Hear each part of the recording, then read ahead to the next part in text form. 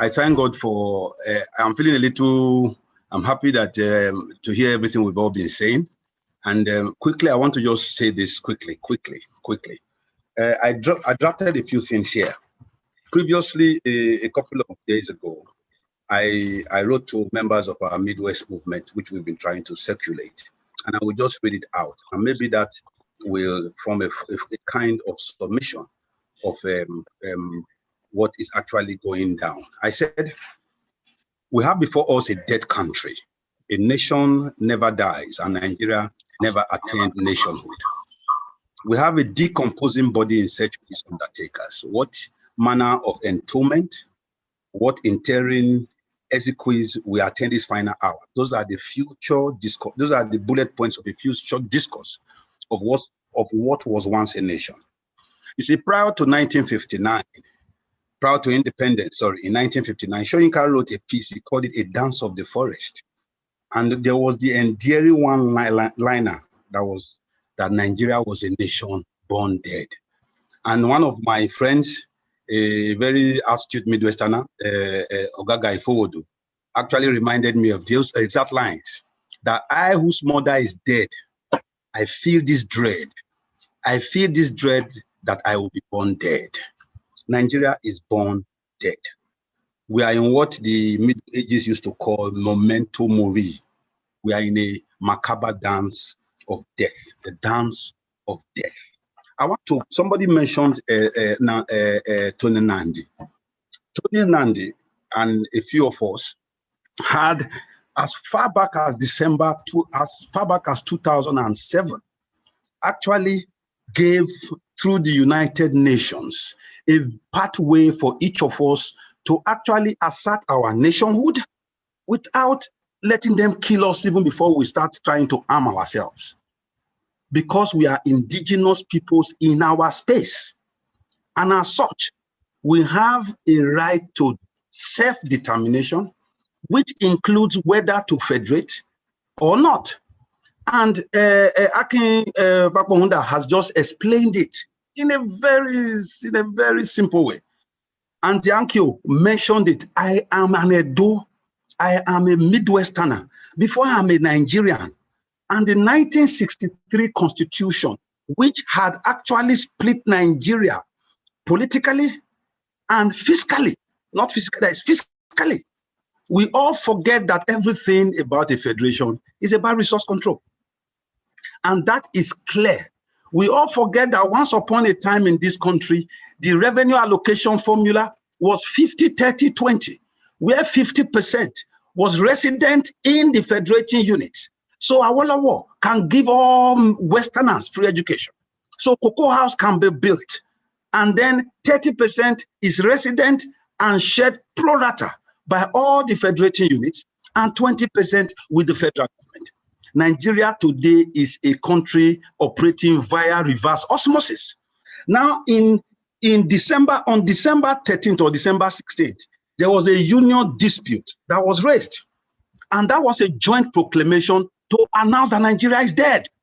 So what we are just doing, what Buhari is doing, what the Hausa Fulani is doing, is just playing roulette.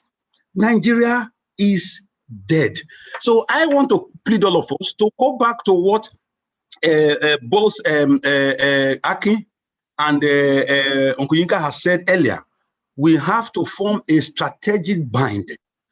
We have to forgo our personals so that we see the corporate, so that we can put in the forefront the needs and aspirations of our people, of the Ijaw nation, of the Yoruba nation, of the Shekiri nation, of the Enoani peoples, of everybody, either you are from Isikwato, whether you are from Nemo. We must put those things in. A man from Ekiti land has almost everything in common with an Awori Yoruba. But what commonality does Pedro, who either speaks Bini or Robo, have with somebody from Kaura Namuda, with somebody who is a Shua Arab from the basin of Chad?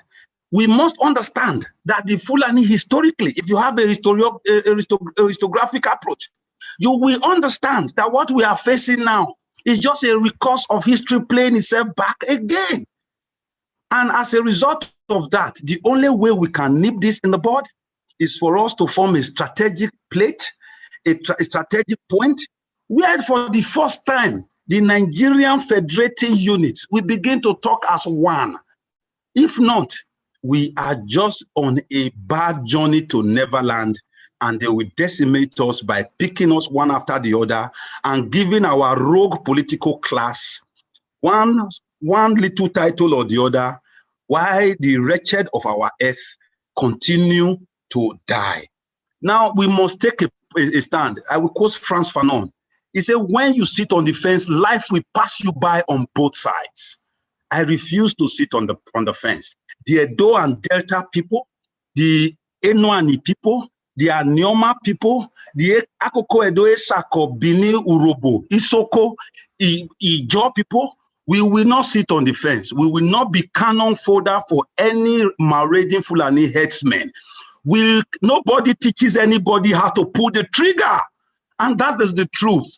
And the Nigerian nation does not have the capacity to fight wars on more than one front.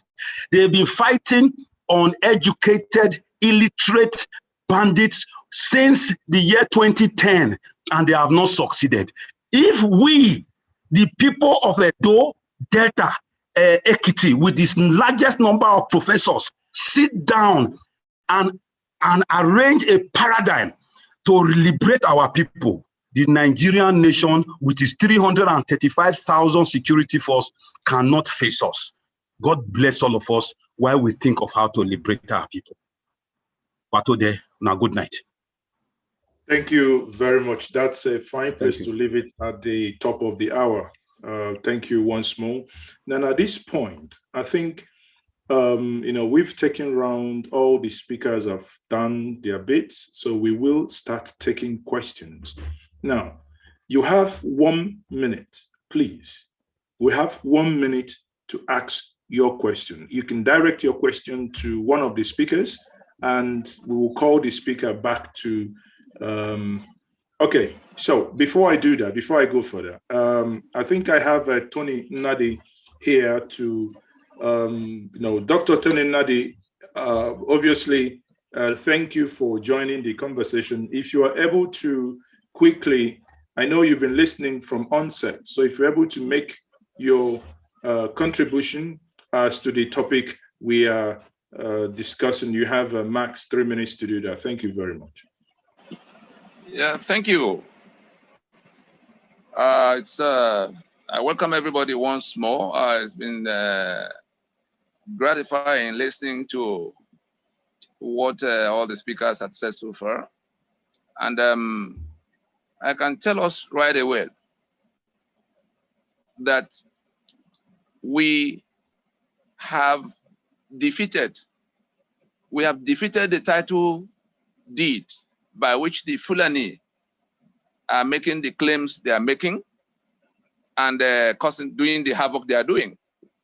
It is that rogue constitution validated by our signature in its preamble that took all our lands and our assets and rendered us slaves in our homelands. It is the exclusive list on that constitution that put all the guns in their hands and make it and prohibit the possession or use of guns from the rest of us. It is that constitution that took the oil and gas assets of the Niger Delta. It's that constitution that took our right to generate electricity and all the things we have complained about, to elect who will govern us, to do our road from one state capital to the other, to control our maritime resources. Everything we have ever complained about is that constitution. Incidentally, it was imposed by the Fulani through the brigandage that began in July of 1966. They managed to compound it into a constitution in 1979, which they carried forward in 1999. What we took the last 21 years doing, and when I say we, I'm talking about the remnants of NADECO that became PRONACO. PRONACO was the conference of the sovereign meeting of the ethnic nationalities across Nigeria, including the Fulani. Buhari was part of the Fulani delegation that came to PRONACO. The Sultan in Sokoto now, Syed Abubakar, was part of the Fulani delegation that came. 164 ethnic delegations sitting over a period of 2 years at plenary in Lagos, in Port Harcourt, in Enugu. We went to Jos, Kano, and came back to conclude in Lagos. And we had a draft that would have taken us back to being a federation, like we tried to do in Aburi. Everything we lost in Aburi. Now, that same section pulled away from that consensus. And it was from that point that the rest of us now said, since they've adopted Sharia, under which they owe it a duty of faith to kill the rest of us as infidels, that we owe it a duty to protect ourselves from being killed by going forward to retrieve our sovereignty from the Nigeria that has been fundamentally distorted. The union agreement we had in Lancaster House had been fundamentally distorted. We agreed to be a federation, we're no longer a federation. We agreed to be a secular union, we're no longer a secular union. We agreed to be a union of equal partnership, we have now come into master and servant. And if the only thing sustaining that bad arrangement and endangering our lives is the constitution that has our signature as its validation, what we did was to go around to mobilize all of those at the receiving end of that bad arrangement to repudiate that constitution. And we were lucky. We got everybody coming out in solemn assembly. In 2015, it was in Port Harcourt, solemn assembly of the peoples of the Lower Niger. Anybody who goes to YouTube now will see the video of those who did it. The UN began to examine it 1 week after we did it. By the time we did it, they saw that we had struck a chord, and we were invited to the US to come and explain some more for them. And then from there to the UN, I was surprised to find out that they had all the things we did already with them. And so progressively, the Yoruba came out on the 7th of September in 2017 at Adamasingba to also, in a solemn assembly, repudiate that constitution. The Middle Belt did their own on the July 18th, 2018. So having all repudiated the constitution, we came back together as a Nigerian Indigenous Nationalities Alliance for Self-Determination to declare that we will not proceed to any further elections under the constitution that make us slaves. And so right now, what happened on December 16, 2020 was a culmination of a 21-year journey that began right after 1999 introduction of that 1999 constitution. And if we embrace all of the organizations that want an end to this enslavement must speak up now.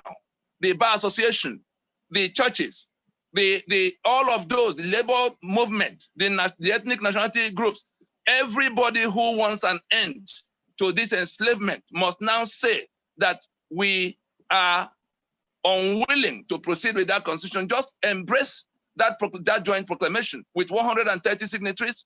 There's no part of the South and Middle Belt that doesn't have visible, community leaders signing.